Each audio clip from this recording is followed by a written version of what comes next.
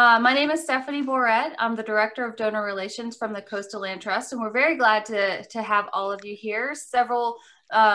Many timers now that we've been doing this for a year, and probably a few first timers as well. I want to let everybody know that we are recording and we're on Facebook Live, just to kind of give you the heads up. There will be some links in the chat. If you click the chat, you can also click the links and it will open up, and you can kind of research some stuff a little bit later. We're going to be adding some videos for you to kind of catch later. And we would encourage anyone who would like to give a donation to the Coastal Land Trust. If you love the Little Lunch Lectures or you love what we do, we would appreciate your support today. Everyone will stay on mute during the talk. And at the end, we'll invite you to ask questions, and or you can type them into the chat and I'll read them out loud, and we'll do Q&A at the end. The last little bit is that I'm going to be showing the slides today, and I'll be switching, and there may be a little bit of lag time between the slide and CR talking, so just kind of hang in there with us if that starts to happen, but I'm sure you'll be able to follow along just fine with the story. Today our speaker is Captain Charles C.R. Robbins, who has always felt the most at home in the outdoors. He grew up here in the Cape Fear area and remembers getting lost in the surrounding swamps as early as 9 years old. His love of nature and plant life led him to earn a horticulture degree at NC State. After spending many years in the northwestern part of the United States as a wilderness area guide, he returned to the Cape Fear region. Since then, his life's mission to study, protect, and advocate for the precious remaining natural habitats in this area, and to use his knowledge to inspire and educate others to reconnect with the natural world. CR, we are honored to have you with us here today to tell us the exciting story of the three sisters in the Black River. And take it away. That was, I don't think I've ever had the honored thing attached to my name, but that's pretty nice. Thank you, Steph. And I am flattered to be invited. And Jeannie Lennon, I think, your friend, suggested this, and I do appreciate it because it is my favorite subject. And I am a layperson in this work, but the work that has been done from and by Dr. Dave Staley, who is the esteemed dendrochronologist from the University of Arkansas, Fayetteville. And Dr. Staley came here in the mid-'80s through Julie Moore, who was with the Heritage Foundation at the time. And he was looking for the trees. And there was a gentleman, Steve Worth Leonard, who was a botanist, had done this great paper, Pender County, I'll put that to the link someplace. But he was showing everything that was endangered, not endangered, old, new animals, plants, the whole thing. So Dr. Staley was looking for the trees, and Julie Moore told them about what Mr. Leonard had found. And he came down at that time, mid-'80s, and started coring trees on the Black River. Now, this section of the Black River where the Three Sisters is west of here about an hour. There's a town out there called Atkinson that's on Highway 53 off of 421 North. And the Three Sisters, we take out on Highway 53 about 4 miles past Atkinson. And the road north upstream from the Three Sisters is Beatty's Bridge Road. And there's a 12-mile section. So in my tours, we put in at Henry's Landing, which you can search Henry's Landing in Ivanhoe, and it will give you the put-in location. It's a 12-mile paddle, 6 miles to the swamp, 6 miles down to the vehicles. And that section has this core of the old, really ancient cypress trees in it. There are other ancient trees downriver, mostly downriver, that we paddle through, but this is the core group, thousands of these trees that has been looked at. So Dr. Staley found in '86, I believe, what was known then, and he is a worldwide guy, as the oldest living ball cypress tree in the world, and at 1,764 years old. And it was eventually tagged Methuselah. And so I have people today calling me want to go see Methuselah. And I ask them, why? That's a young tree now. So in 2011, Staley came into town to do a presentation on River Watch, and I had just been in there camping for 4 days. The water was extremely low. Showed some slides that evening, and he saw them and wanted to go in there. So I said, well, the next time you come down, we'll go in. He said, no, I want to go tomorrow. So we went back in with Angie Carl, 3 cohorts of Dr. Staley, and we started coring trees, and it became a 2 or 3 time a year jaunt. And when the water was low like that, you actually walk around and core these trees. It's a lot of work, and when it's hot, snaky.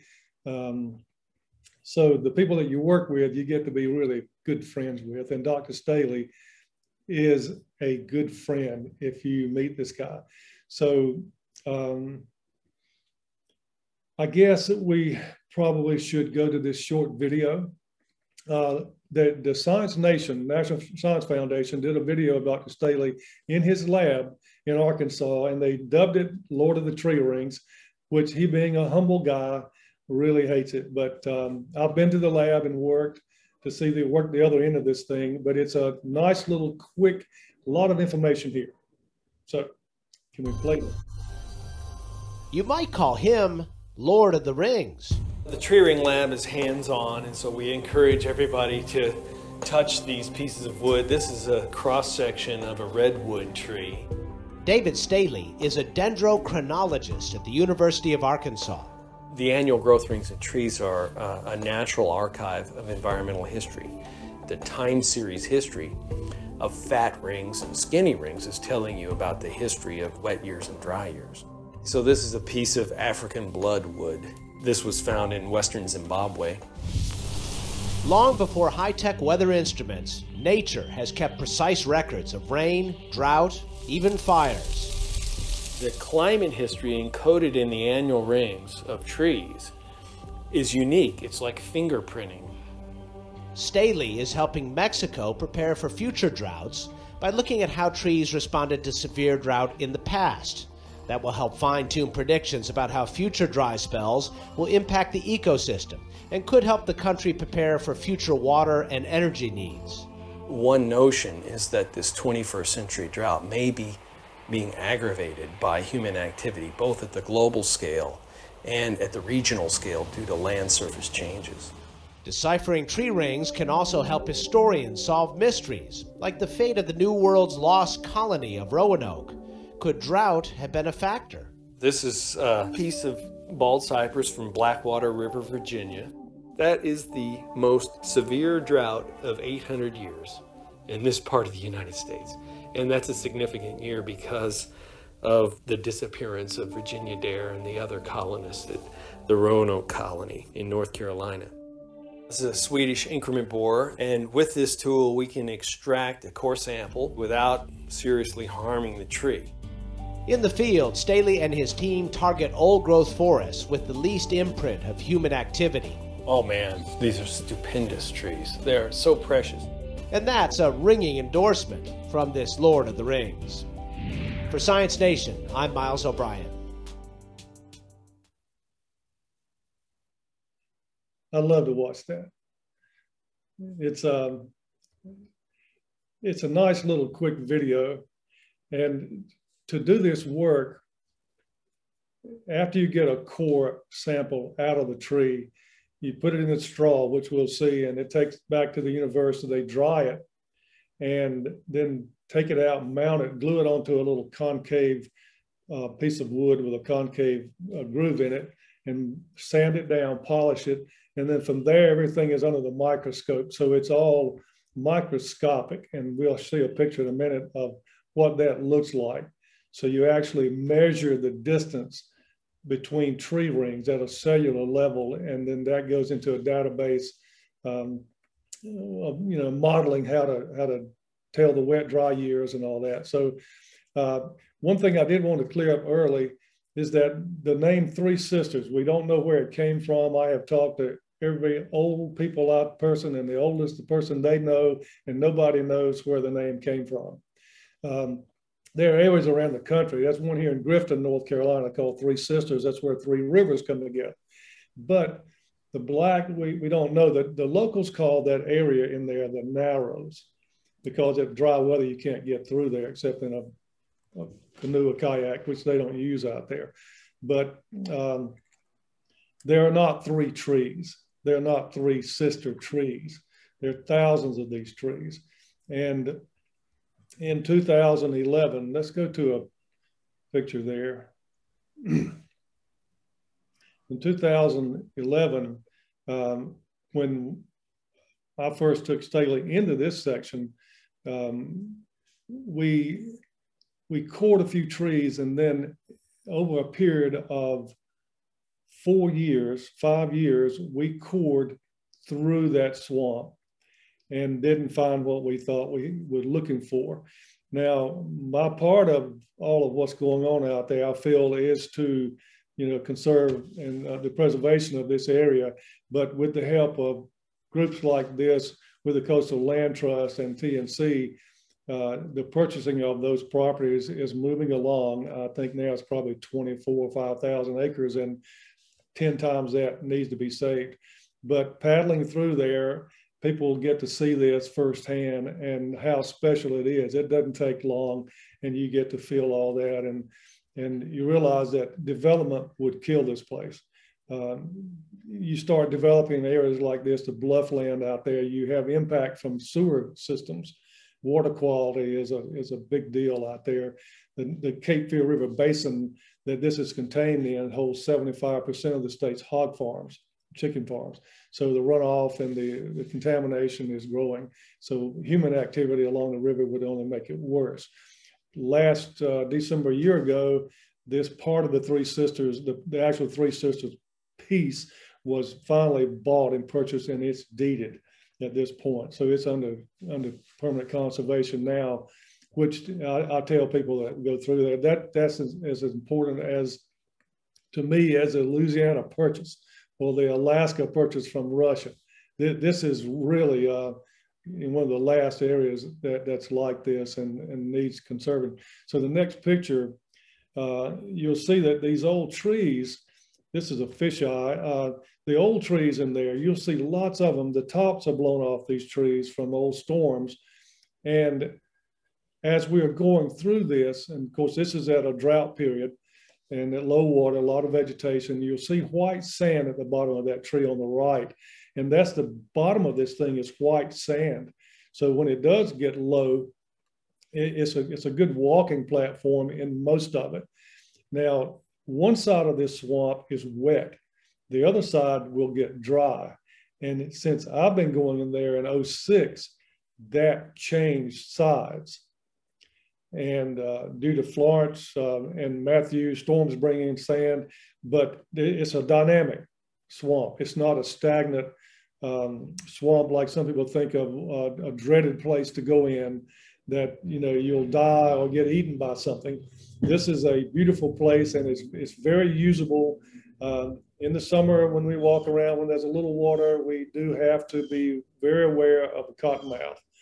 And some beautiful snakes in there. We work in teams of 2, now 3. And if you see a snake, which we're looking for, you just let the other people know to stay away, because they're not going to run from you. They will stand their ground, which is their ground. And so you just move around them and let everybody know. And the birds, it's just a beautiful place. So go ahead there. So the process of coring, and Staley was talking about and showed the coring tool. We have tools from 16 inches to 40. I think here, this is Jesse Esmond on the ladder with a 24. And as also, the main one we use is a 5 millimeter, about the size of a pencil.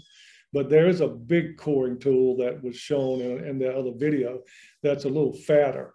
It's about, it's twice the size of a pencil. And the process was you walk around the swamp with a hammer and you beat on these trees above the buttress swell. This big twin here, you see the bottom left, it's actually hollow on the bottom, but up in that twin, it becomes solid. But you beat on the tree above the buttress swell until you find a solid sound, and then you core. You try to read the tree to see where the heart might be. Now, this particular core out of this tree was done for fun, because that buttress swell and where that tree has broken up into two and twinned, you're not going to get a good core out of it in a consistent ring pattern. It gets really weird in these particular things. So we went through this thing for 4 years and did not find what we were looking for in old tree ring growth. And we were sitting in camp. We camp in there 4 or 5 days at a time, work. And you can take a camera and stick into these trees. 90% of them are hollow, and most of them are chimneys. You have to have a full tree to heart to get all the tree rings, but you can put a camera in there, which we sometimes do. And if you see something black, then there's wood up, there's something up high.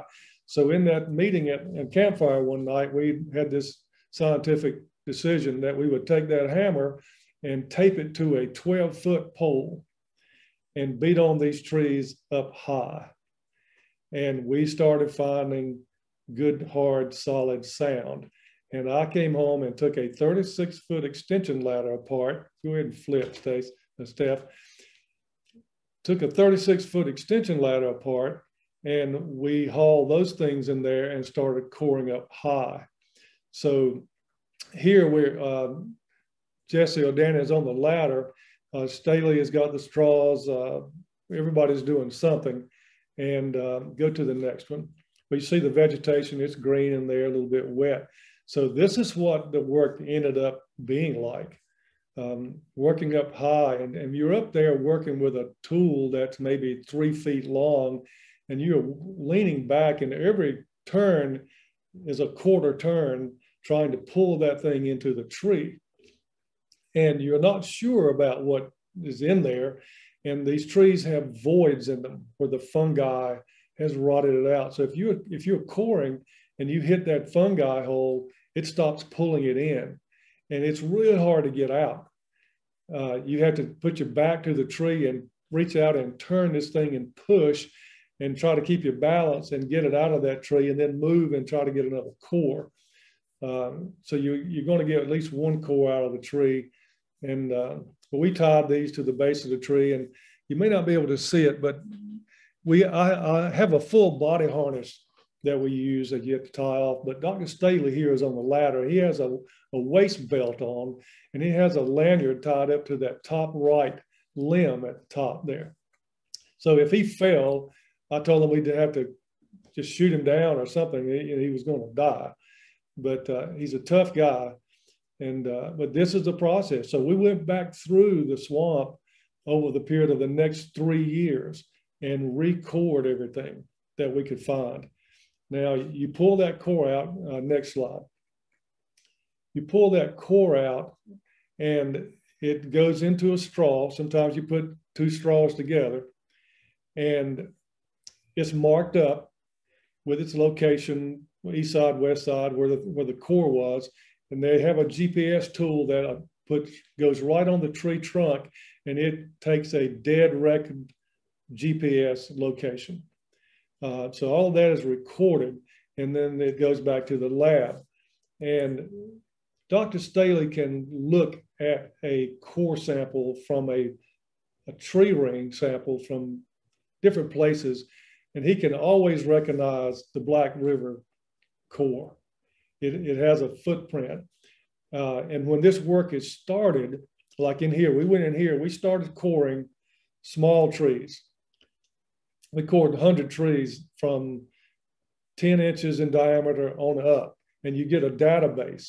And so every tree in this area has its same footprint for the weather. So if you have a tree that's 12, 14, 16 inches in diameter, its core will look just like one that's 1,000 years old, up to that age. And it has that pattern because, as he says, this is the best laboratory for dendrochronologist work in the world. These trees correlate to weather just perfectly. They live in either drought or wet conditions. They suffer during the drought, even though they may be standing in some water. There in this particular place, the Cypress Knees, which you see in here, if you people know Cypress Knees, most Cypress Knees we see are 2 or 3 feet tall. And you're going to see one in a minute that's I've measured 11'4". So there are Cypress Knees in here that go along with these 2,628-year-old trees now that have these crazy growths on them, and they're tall, and they are grafted together underground. They are part of the root system. They're not the tree, but because they're grafted together, they act like the fungi act. They support each other. So one side of this swamp may be dry, the other side may be wet, and they'll balance that out. I guess it's sort of like a water pressure, you might say, in nutrients and water movement. So they keep each other, going, as do the fungi with nutrients and telling the trees what they can do and not. But these trees that we deal with are all living. There's not many dead trees in there, totally dead, but they're hollow. Most of them are hollow. And a tree that's hollow, a total chimney, is very much alive because a tree grows on the very outside skin. There's a plumbing system that I'm sure a lot of you know, the xylem and the phloem. And the xylem is the inside part of that cambium layer, which is right on the inside edge of the bark. So every year this tree grows a tree ring on the very outside, and that little tiny cambium layer might not be but 3 cells wide. On the inside of that layer is the xylem. And that's where the water nutrients go up the tree, and through photosynthesis is changed, sugars or starches, carbon dioxide and oxygen, and the phloem brings it back down and feeds the root system. And so that goes on and on and on. And I tell the kids in the classes that the trees have this, and it's a frequency, because it's like an inhaling in the morning, taking the deep breath, and an exhale at night. And, kids in classes, they have that attention span, but this will get them looking at you. So in the morning, the tree just, in the evening goes, oh. The sun goes down, photosynthesis stops, and things slow down. There's also, with that, there's a movement in the tree. But it has that living thing going on right on the outside edge of that tree. So if you want to kill a tree, you take a small saw or something and you girdle that tree, you cut into that tree bark just a little and it'll die. Everything inside of that is dying or solidified. It's only there for structure. The tree is living on the outside. And therefore the bark itself is a thin layer. It's dying on the outside, but it's a really thin thing that this tree is living by. And this tree that, this is Jesse Edmiston, he's a protege of Dr. Staley. He is also, besides endocrinologist, he's a geologist. And this is BLK, Black 227. The tree is 1.5 meters across, at 10 foot up. It's solid. It's a good tree. It is 2,628 years old this year. It was 3 years ago we found it. Next to it, to the left, around the side, there's a 470-year-old ash tree that's standing there that's about 12 inches in diameter. Really a slow-growing tree. Another thing about these cypress that is really hard to fathom is that they're stunted. A lot of these trees are stunted. The pH in here is less than 4. So it's a real acidic environment. There's a lot of trees that are small. One 17 inches, 16 inches in diameter downriver was almost 700 years old. And it's just really hard to figure that one out. And when you look at all this stuff and you go down river, you see a lot of trees, you think they are young trees, but they're really old. They were stunted. And that's part of this environment that you find in there.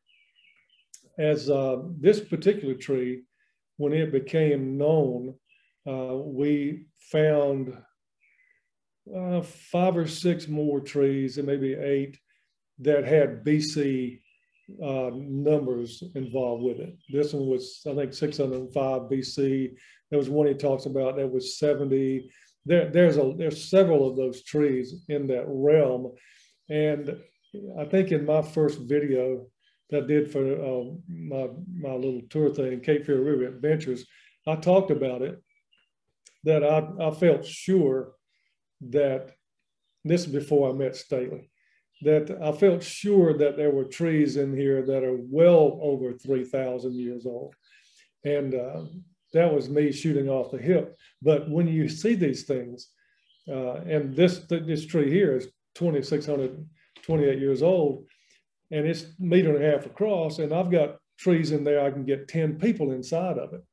And that's 6 foot across, 7 foot across, above the buttress swell, that you can't make a statement about, but you got to have some thought about the thing. And now Staley is in total agreement about that. But when you get down inside of these trees, these bigger trees, a lot of them, the core sample or the tree ring would be contaminated.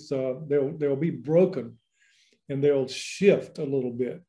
And I've got a piece that was came out of the PD that was 38 foot down, that was buried 120,000 years ago. And that tree was, the whole swamp that was down in a storm, and these trees wind racked. So before the tops broke out of these trees, some of them, the tree a buffet of wind will come in and it'll shake that tree, just twist it. And if there's a weak spot in that tree, it'll twist on its own axis. And so a tree ring in the center of the tree may slip. And I have some pieces that the tree ring itself is turned 90 degrees to the circle in several places. And so we run into all kinds of weird tree ring work in there that you cannot read. You can look at them under the microscope and you can't really get a clear reading on it, although you can go past it and pick up some of it. But to make a scientific statement about the age of a tree, I think that somebody may contest that. It has to be, as in all science, it has to be able to be replicated. And so if you give this information, location to someone, they can go in there and they can core a tree and they'll come out with the same information. Now, this stuff is also backed up with carbon dating. And carbon dating goes, 40, 45,000, 50,000 years, and most carbon radio is gone. But the carbon dating people told Staley out of Georgia that we were probably, 50 to 75 years short of its real date. There are missing tree rings in a tree ring study. And that's another funny thing under the microscope. Let's go to the next one.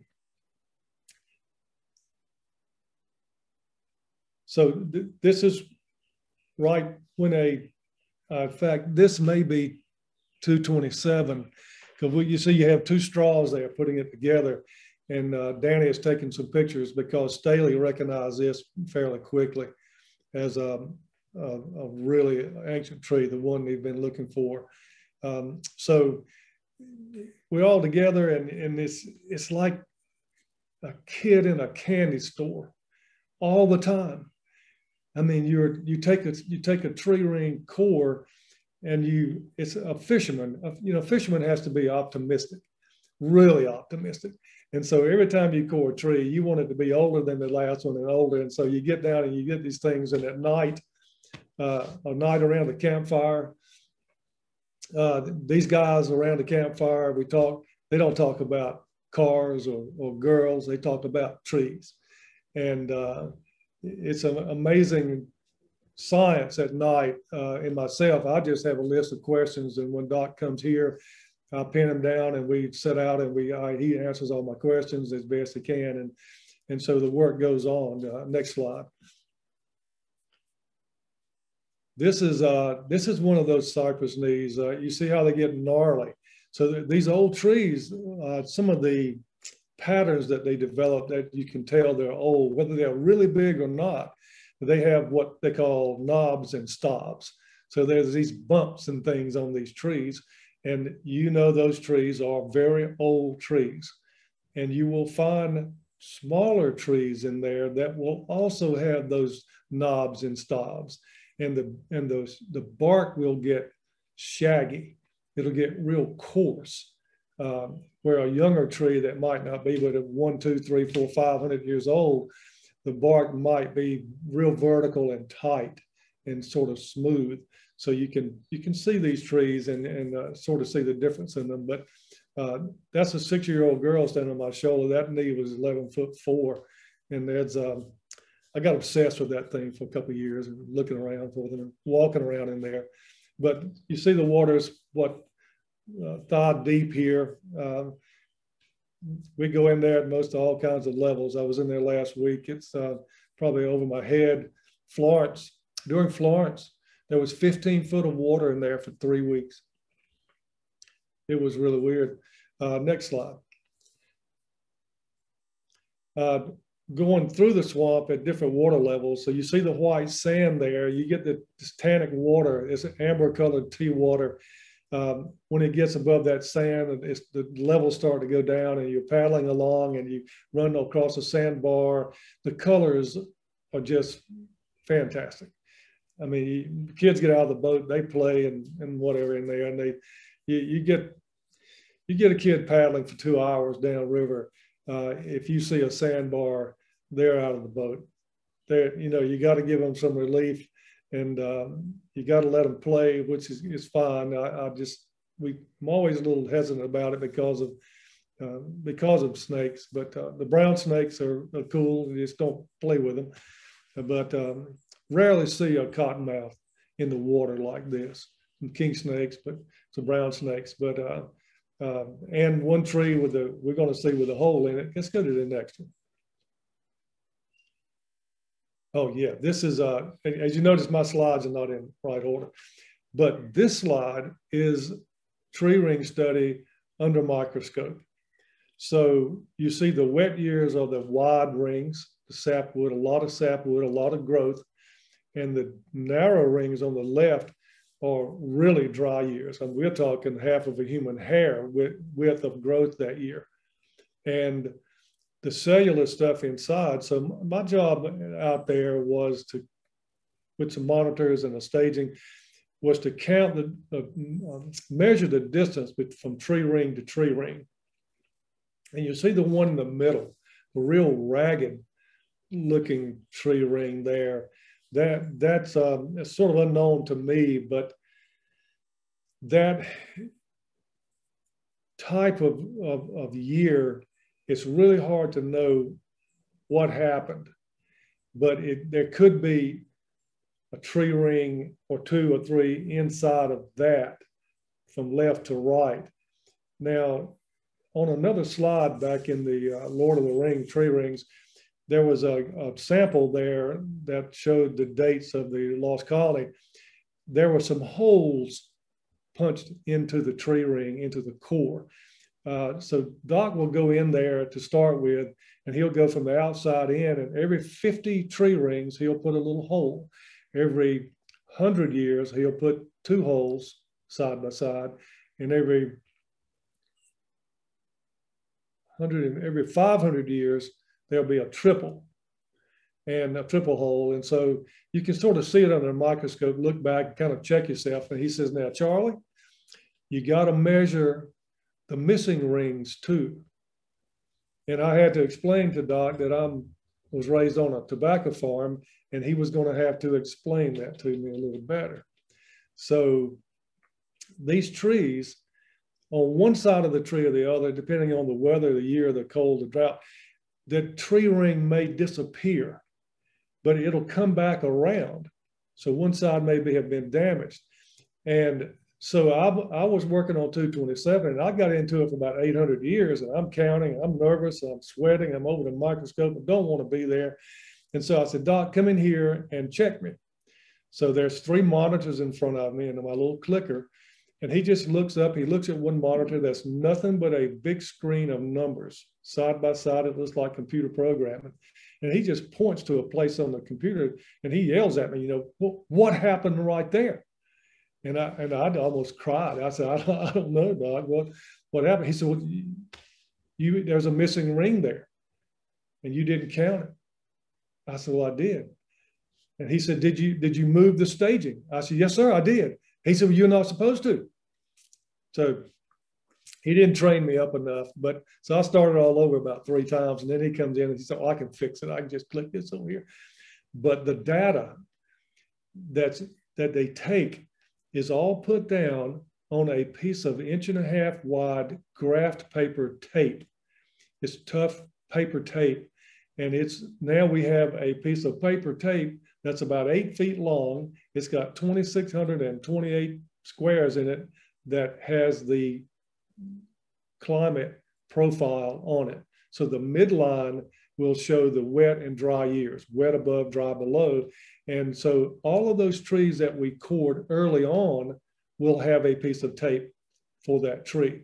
If that tree is 100 years old or 500 years old, you can lay these things on a table and lay them side by side, and that missing ring will show up. But you can slide the thing over left or right just a little and everything lines back up. It happens in the computer also. The computer will tell you about that missing ring, that it's in there, and it will balance it off with the rest of them and show you where it is and that you missed it. So the interesting part of that, but this is the big spaces is the early growth, they call it. It's the sapwood. That tree is growing and growing and growing. And here they set a tree ring in July and August, and then they'll start again. So you have early wood, and then the tree ring is the late growth, and then it starts again. So here it's different places. It depends on, you know, the climate, how they grow. When this tree was brought up, BOK 227, and was made public, it went viral. It went around the world. I had people calling me from California that saw the video out of USA Today. So we saw you on the video. Well, people started calling Doc, people from all over the Southeast, these old loggers in Louisiana, Mississippi, and Florida. Doc, that little tree, that's a twig. We've got the oldest living cypress trees down here. You did, and Doc said, look, we've been there, we've cored, and there's nothing there. And this is sort of pretty much a statement, is that out of all the other trees that's out there that haven't been cut down, they are mostly not above 1,200 years old. And probably not many of them ever were, but these trees are the oldest living cypress trees in this section in the world. There are huge cypress trees in Florida. The biggest are in Florida. So Staley had to go. Dr. Staley had to go to these people and prove to them the year after, that summer. He went down. And I was supposed to meet him in Florida. So he went to Louisiana, showed the guy down there, and he finally went to Lake Jessup, which I know that area is around Sanford, Florida, the St. Johns River. Down there, the trees growing in an organic environment of perfection. And they barely have a slowdown in the growing rate.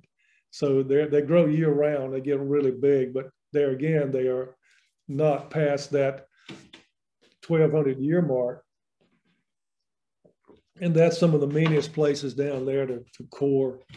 It's wet, it's hot. They have diamondbacks down there, you know, a lot bigger than my arm, and now the Burmese. But Staley goes in cores and takes people with him. And he called me from down there. In fact, he was up on the ladder on a tree. He said, Charlie, this is a young man's sport down here. So glad you missed it, you know. But so he's out there looking, and he would have to respond to people. Next slide. And So this is sitting around the campfire, you know, everybody looks sad. And then we're really so tired here that we can hardly speak. He works you hard and he gets up early. I cook, go out, come back late. I cook some more and keep talking about trees. And as the sun goes down, you'll see the silhouette of a big tree near you there. And so they start talking about how old that tree might be. But being in there with a full moon is quite an experience. And the sun sets over the water, the moon comes up, and things start to move around in there at night. It gets real dark, and the deer run through sometimes. I guess that's what that was. There were wild pigs and beaver in and out, and the turkey roosting, the coyotes howling. And I tell people I ask people if they saw the what is it, the Lord of the Trees movie. I said, these trees move around a little bit. They're real friendly, but there are no snakes at night that I know of. I've never had a problem. There's not many mosquitoes in there because there's millions of damselflies and dragonflies eating the larvae. And this is a dynamic piece of water. Not a lot of water standing, even when it's low. So fairly comfortable, but next slide. To work in there, this right here, I think was after the presentation of BOK 227, and people were walking around and walking out. That's Camp Redette, the river keeper, there on the left. That's a guy in the middle is a photographer for, I believe he was with the Smithsonian. But anyway, you see the water level was good. That's good working environment there. When you give completely out, you just lie down. Just sit down, lean against the Cypress knee and cool off. But that was a good day when all that was announced. Next slide. This is the tree that is near the route we take near 227. And I've had 6 people inside this tree, and it's a small tree. And I've had a kid walk up this tree. I said, go look at the mushroom over there. And a brown snake crawled out of the top of that hole and crawled directly up that tree. He went up 20 feet to the first limb and crawled out on the limb. And the kid ran, screaming. And then the whole family went over and watched and got in the tree. You know, so it's a fun thing for kids in there. You got to be careful what's in there sometimes. But cottonmouths cannot climb a tree. I've heard stories growing up in these rivers, you know, watch out around the corner. There's a moccasin hanging in the tree. Don't let them fall in your boat. Well, they can't climb a tree like that. The brown snakes and black snakes can, but the cottonmouths are too fat, short. They're just big around. But when you see them, you know, they float. A venomous snake will ride high in the water. Most people know that. A non-venomous snake will ride low in the water. You basically only see their head and the front of their body, and they're just moving along. Cottonmouth will lie down. He can stop and float in the water, so you can see them from a distance. But they'll curl up in these stump holes in there, in these places that you're around, and they'll move around. Next slide. God, I love this picture. When the water was high, we came in from down below on kayaks. And this is Dr. Staley with what is really a 6-foot extension ladder on that little kayak. And so, you know, we were pulling kayaks with food, with gear, with ladders, trying to get up in there and get to work, because as you go higher, it wasn't deep enough for a john boat. We also work out of john boats. So we have little 14-foot boats. You put 3 people in it. You have to go up to a tree and get a rope around it, a lanyard around the tree, tie yourself off as best you can, and then stand up on the bow and try to get a core. And that's really hard. It's much harder to do that than it is to be on the ground, something that's stable. But you get in there when they come down, whenever he can get here. And this thing is such a good environment place. Staley has his students. When I met the guy who took some of these pictures, these big pictures, Dan Griffith, he was a master's student of Doc's, and he became a PhD student, and now he is the head of endocrinology at the University of Minneapolis University of Minnesota at Minneapolis. It has a beautiful lab. Minnesota puts money into this type stuff. They put money into the arts in the state. The government is a really good funder of this sort of stuff. So now Dr. Dan Griffith, I talked to Dr. Dan every couple of weeks, and we've been to spend time together up there and on the Boundary Waters and all that. But they all come when Dr. Stater says, I'm going to the Three Sisters, they'll stop what they're doing and they'll get a grad student or somebody to teach, and they will come down here to work. Dan did it 2 years ago, a week before Christmas final test. He just left and came here and didn't call home. You know, so it's an important laboratory for this kind of work, for climate study. That's what dendrochronology is. It is a study of climate, past and future. The models will tell future climate. And I don't know how they do the model. Staler couldn't explain it to me, but I know he's working with the government in California to try and anticipate how much water they need to store in upcoming years, because the western part of the United States, it's already happening. The central west, Midwest, Southwest is going to see its worst drought in history. It's already started.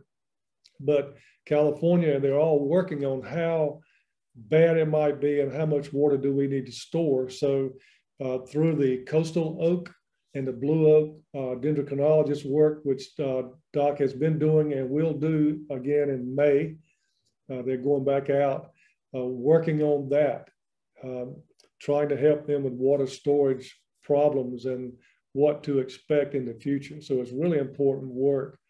And so we talk about climate change. And I've only had all the years, I've been guiding in there since '06, heavier after 2010. But I've only had one person not get in the boat with me and take this trip because I mentioned climate change. And it's in the tree rings. And I tell people, you know, the climate is changing. Most people know it. Most people accept it.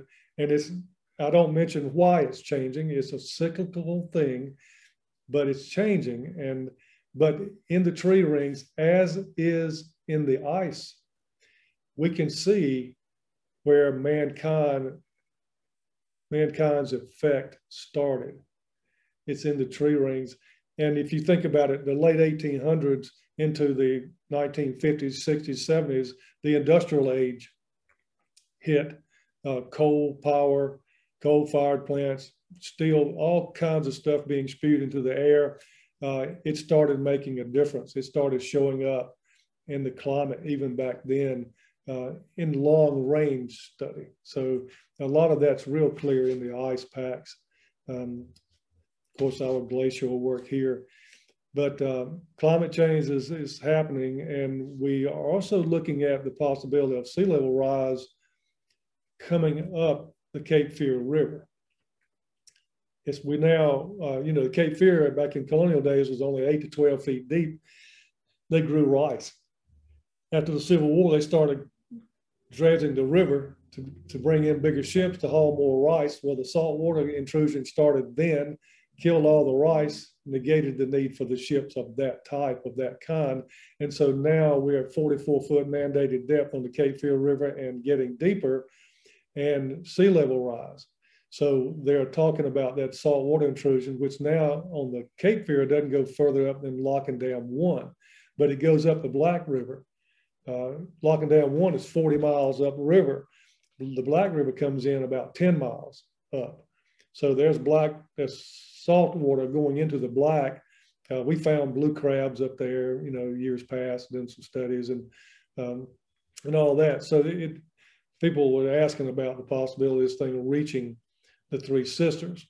It probably won't make it to the Three Sisters, but there are ancient cypress trees down at the mouth of the Black River and the Cape Fear, and up the Black River 4 or 5 miles is pretty much where we started coring. And that's where that old small stunted tree is. So And that's what's happened downtown Wilmington. You know, the dead cypress down there is a lot of that saltwater intrusion, along with really bad storms breaking them up and making them more susceptible to damage and death. But there's an effect coming, and hopefully we'll save these trees, and it won't get that far up. But a lot of ancient trees downriver from the Three Sisters too. Not many upriver. There's not much left. And the only reason, another question is asked, the only reason these trees are here is that in the colonial times, the 1800s, they were hollow then. They were not commercially viable timber. The Godwins had a shipbuilding thing at Fort Caswell. There were several sawmills up there. They were floating. Everything's been cut down. I guess everybody understands that. There's only a few virgin pieces of timber left in the world, these being a few here, but everything else has been cut down, some of it several times. There's nothing else up there over 200 years old because it was cut down and floated downriver. And so a lot of pressure. So the ones that are left were just not usable back then. And that's why they're there for us to enjoy now. Next slide, if you got one. This is the English. They got interested in the refindings, you might say, of the lost colony. The dendrochronology found that in 1587 was the beginning of the longest drought in 800 years. It was 12 years long. That little point that Staley showed on that core, he showed that tight tree ring. Under the microscope, there's 12 tree rings right there, 12 years of drought. And so there was no fresh water on the Outer Banks. In the commentary and the video that was the Zoom done a couple of weeks ago about the lost colony, they were told to move 50 miles upriver, which was where the Chuan came in. And so they set up on that point. And I was talking to one of the researchers there. I said, you know, at that time, at that drought, as is here on the Cape Fear River, the Chuan, the Albemarle going inland was probably not navigable. By skiffs it would have been, but they couldn't take ships past that point. But they did find, and they're digging on Site X and other places. But these people wanted to know about it. They wanted to see it. They wanted to see a core of a tree that showed 1587. And so they sent them, these people were serious about this filming. And I had the cutoff that I have on the left here that has the 1587. And we went up the black. They wanted Staley to come to Roanoke Island and do a core. And he was in the Amazon, so he sent me, and I said, there's nothing left up there to core. And so after some research, they came here. We went on the Black River, cored some trees between this, and they showed that on TV there. And recently, the Dutch came over. They wanted to know about sustainable hardwood harvesting for the pellet company, which is slowly killing us, folks. The clear cutting of all these forests is causing a lot of these flooded areas to flood quick. And the Dutch want to know about that. A month ago, 2 months ago now, BBC sent over a drone pilot. Then they wanted to go in there. And so this guy had about a half dozen drones of all kinds. And that'll be on in 22. They were chasing colors and different things. But there's interest around the world in the sisters and the climate and the studies and the phenomenon that is the Three Sisters and the old cypress. And so next slide. So it's not just our local stuff. When the water's a little high in there, we get to the Three Sisters area and we have lunch. Sometimes we eat in the boat. And sometimes we're able to get out on the sandbars and walk around and see it there. But I have had some of the most interesting, incredible people come to see these trees. And it has been an education to me just about every trip. And people will ask, you know, what's the age limit that can be in there? October a year ago, I had 16 11-year-olds.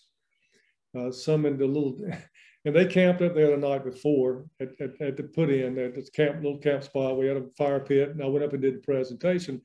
And until then, I didn't know how many different sizes 11-year-old kids came in. I couldn't believe it. There were some tiny kids, and so they were in canoes, and then most of them were in kayaks, and they did great, fantastic time, spent half the time in the water. But it's an easy paddle most of the time. Water's up still right now, so it's a little faster than normal. But when the water's really low, it's the time to go in there when you can get out and walk around and see the buttress swells of these trees. Next slide. When you see the full tree and sort of what happens in a drought. So this is just a trip I took camping at fairly low water in the dead of summer in August. And when the water really gets low in there, I've seen it flowing 17 cubic feet a second and in 07, 08, and the ground level drops. You're aware that the ground level drops when the water around us holds us up. So when it gets really, really, really dry in a drought, the ground level will shrink. In here the same way, and around these cypress knees and around the tree, at that level down there, there's a little line of hair-like mossy looking stuff, but it's like hairs, and that's the place that they can last get their oxygen out of that upper column of water. So they start really stressing out in a situation like that, and they're taking up a lot of water. A full-grown oak tree can take up over 50 barrels of water a day. And that's why clear cutting is making the water table come up. So you cut down 2,000 acres of trees in an area like this, then the water table comes up to the surface. And when it rains, everything is on top and everything floods. So recently we had 6 weeks of rain, and Kent Burdett could not get to his house on the Black River for weeks. Nobody else, all those places were flooded along the river. And wasn't even a storm. We just had some, a couple, 3 inches of rain here and there. So it's really, it's really a fluctuating thing. And, but the ground level changes with drought. It sinks and moves down, and the trees go into shock, and they'll start to bleed. The little thing I've noticed, the tannins in there, it's a red liquid in a green seed pod. These are conifers, so they make that little round pod. There's about 8 or 10 seeds in it. If you break one apart when it's green, there's a little tiny red liquid in there. That's it's ruby red, and it's clear. And sometimes in a drought, in the heat of the summer, these trees, if you look hard on some of them, they'll bleed. Their little rosin will flow out and drip down the tree for just a couple of inches, and it's clear ruby red. It's like the blood of the tree, and that's the tannins, which helps with the acidity in here and decomposition. Next slide. So I did finally get my wife Paige in there. We did a paddle, and Paige has been through a few times. She's bought some trips and had her friends in, and it's a great place. As some of the video I've done along the way, we talk about why you do stuff like this, is that people need a place to go and relax, and that's why the national forests are so packed with people. Even people that don't even like to be outdoors nowadays want to go someplace, and this particular spot is one of the most relaxing places I've ever been, and it's my sanctuary.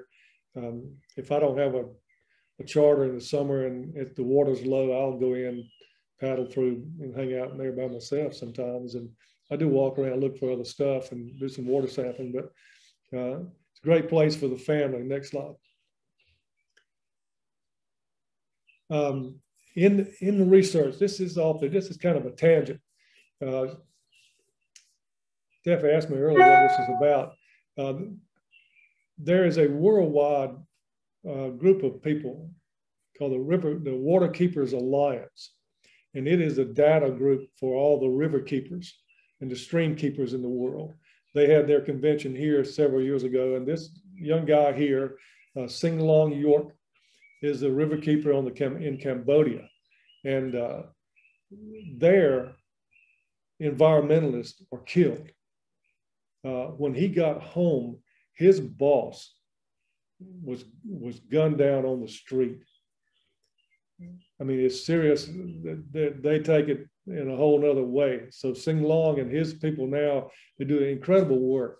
And we stay in touch a little, but it's a worldwide effort. I go to Australia, work with the Yarra Riverkeeper there in Melbourne, Australia. And they've learned a lot from the way Kemp Burdett, the riverkeeper here, and our Cape Fear River Watch has done business and grown, and how different groups as a land trust are saving sections of land and timber for the future, and they understand it. And Australia, they don't get any of their money from corporations. They get a little stipend from the government. And so we've talked that you got to go to these corporations. It's the second richest city in the Southern Hemisphere. You need to tap into this corporate structure here. So they're doing much better. Next slide. And this is why. This is why we save these places. This is my grandson in Melbourne, Australia. And one day he'll see it all too, because we're going to save it all. Next slide. And this is just myself and Dr. Staley. He gives everybody a nickname. In fact, his is Deadwood. Next slide.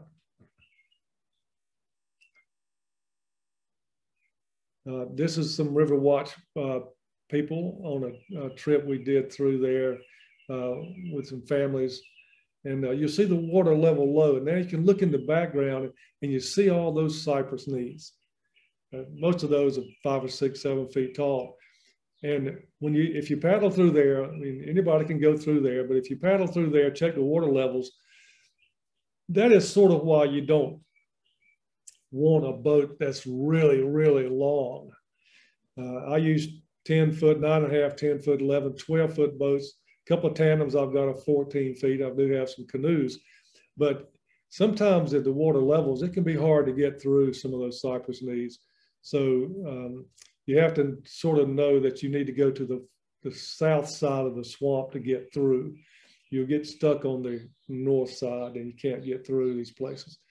If anybody wants to go through on their own, if you want some information, you can always call me and I will sort of step you through how to get through there, or I'll lead you through there. But I've had some people go through by themselves and call me in the middle of it and says, I'm here, what now? You know, I said, well, don't give up. You're not lost until you say you're lost and you stop moving. Just follow the water. Next slide.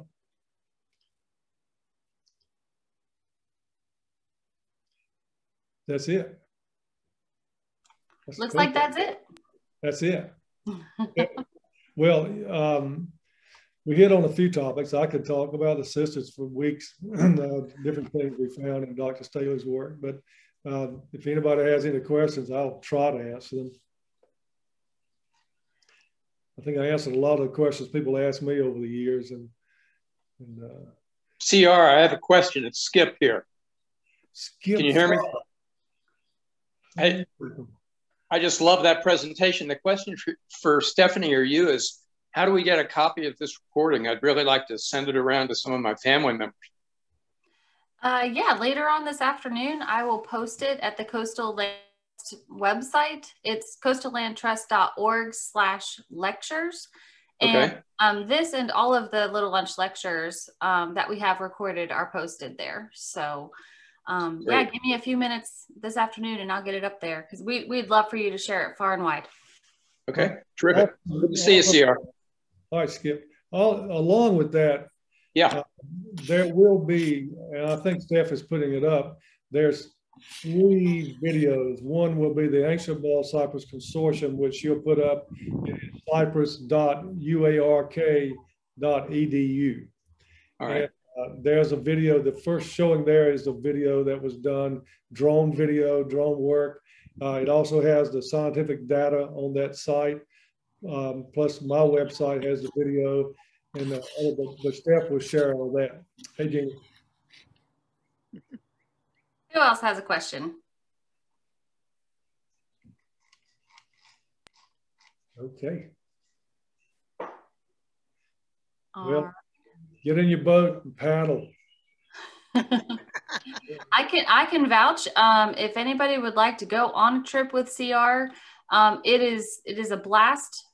He keeps you safe and entertained and educated. So I also dropped the Cape Fear River Adventures website into the chat. That's one I think you can click on, and it'll take you there. And that's CR's website. So I would highly recommend. 5 stars. Yes. Great trip. 5 stars. Yes. Yeah, Jeannie can vouch too. Stephanie. Yeah. Hey, Pris. Hi, it's Pris Endo. Charles went over this, but did he say 24 to 25,000 acres have been preserved? Yeah. That's what he said. And it's a group effort. I know that the Coastal Land Trust has saved a few, TNC has saved the majority, and those efforts are ongoing. I cannot speak to anything very particular. I don't know if Michelle, can you, or anyone else that might be here from TNC, or maybe Janice Allen is still on the call. Hey, this is Michelle from the Nature Conservancy. We have saved several thousand acres across the Black River and continue to do so in the future. We have received some funding, so hopefully in the next couple of years we'll be able to acquire a couple more 100 acres and add to that. And some of the land that we have protected, we've turned over to Wildlife Resources Commission or a state agency, so they can also help in this group effort that Stephanie was talking about. Hey, Michelle. Yeah, the TNC has over 16,000 acres, and in the land trust, and then there's another couple of private individuals that are also buying property, and there's volunteers out there that have put stuff in their own in conservation, permanent conservation. But I know the TNC's got over 16,000 acres themselves. Yes, and money needs some more monies. Work. Good to see you.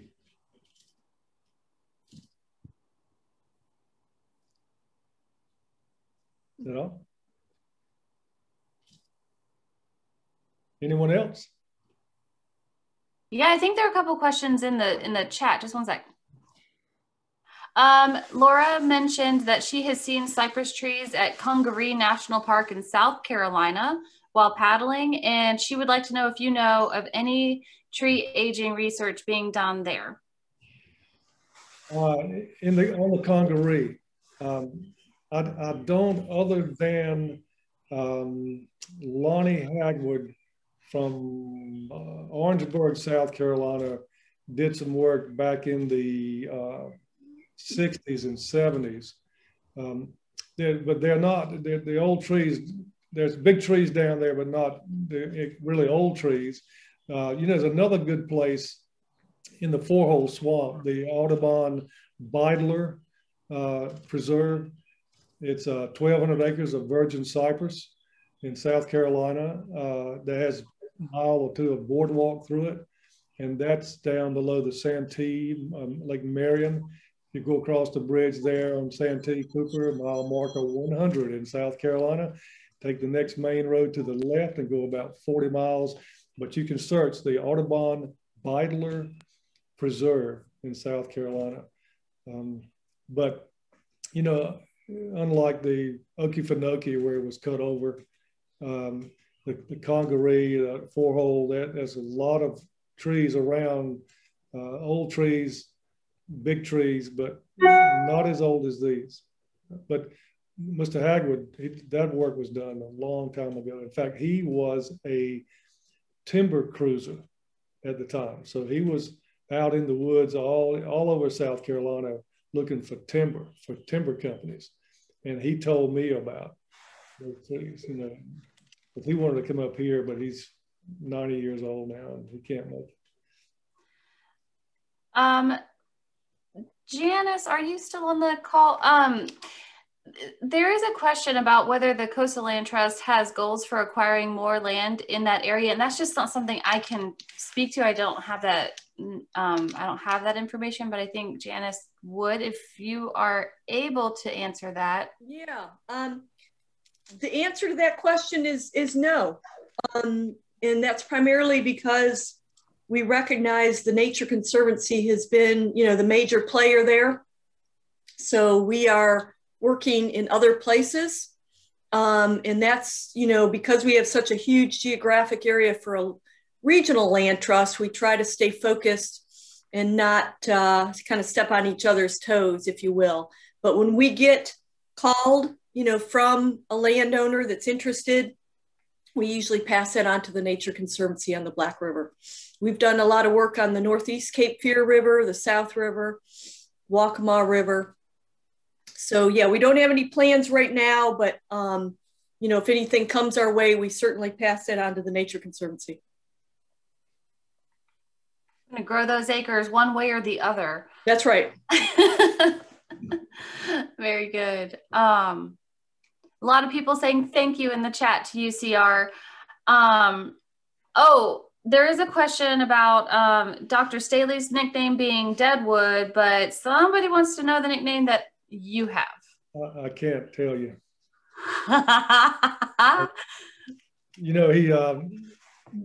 Dan Griffith, Dr. Griffith's his spithead. Staley calls me some initials. It's something that came up a long time ago, but he's mostly, when he's in the public, he just calls me, well, he'll answer the phone.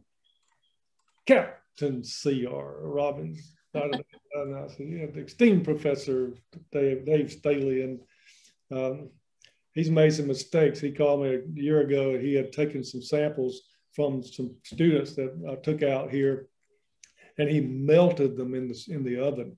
He ruined them. And we went in there for 2 weeks every day, and he calls me, and I said, Dr. Dave Staley, and he didn't say anything. He was real quiet. I said, Doc, you okay? He said, nobody died, but I really messed up. But so yeah, he's got a little name for everybody, but he kind of calls me Captain CR or Charlie, but he has a private name that's kind of weird. It's really weird. But another thing about the property up there, the TNC made an announcement a couple of years ago they were going to put this into a state park, and really riled up the locals, and the locals fought it off. Those meetings were intense, and there were meetings all over the place up there in Rowan, and little fire stations. If there was a fire station that had 2 doors, 2 trucks, the TNC and those people we'd be on one side, and the locals would be on the other. And there'd be signs all over the place, and these people just hated it. And they sort of got to a point that they didn't like the Nature Conservancy. It was really ugly. Carl Henry, where I put in at Henry's Landing, Carl and I sat at the table together, always side by side.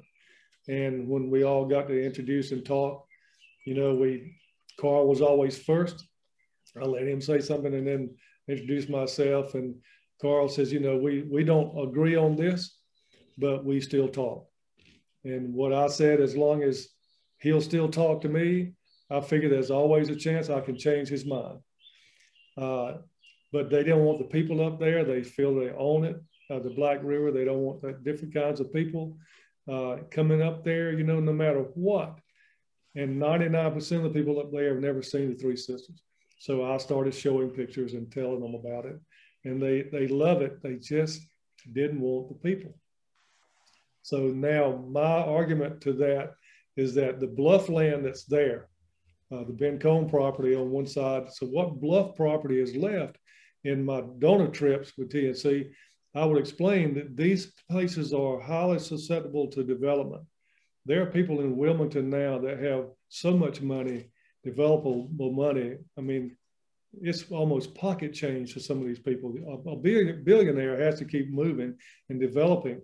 So we pick out the bluff land and try to secure that land. The last big purchase hold down by the TNC was the Citadel track, the Squires track, and the Three Sisters, and bluff land, beautiful land. And there again, we get back to development and water quality, sewer problems, so there'll probably be another try at the state park thing a little later. They'll come at it at a different angle. Don't just put it in the paper and make a statement. I told her, I said, you need to go to the churches and talk to the ladies' garden club, get them on your side, and then things will fall in place. So you ladies understand that. You got to be peaceful and put it out there where it can calmly be talked about, because some of the guys up there were hostile. I've got a couple of guys that would shoot me at any time. That's the way they are. So conservation is touchy sometimes. Make sure that everybody is aware that it is to their benefit, and that they'll agree with you on that. Well, thanks for keeping the peace, CR. We really appreciate that. And thank you for being here today and sharing your tales. Some of them, I'm sure, were just a touch tall, like the trees, but we really appreciate you being here. Everybody, we have a full lineup this spring of Little Lunch Lectures. Next week is Connie Parker with the Alliance for Cape Fear Trees. So we're going to stay on the tree train for a couple of weeks. And then we've got Lad Bayless, who is the Executive Director of the Outer Banks Conservationists. We're going to kind of go up northeast and have some storytelling from up there and learn about that group on March 26th. If you would like to learn even more about the upcoming programs, you can check out our website and click on events. We would love to have you with us every Little Lunch Lecture. And but for now, we will cut you loose to have a wonderful weekend. Thank you again, CR. Lots and lots of people saying thank you in the chat for an awesome talk today. And we'll talk soon. Okay. Bye, everybody. Happy weekend.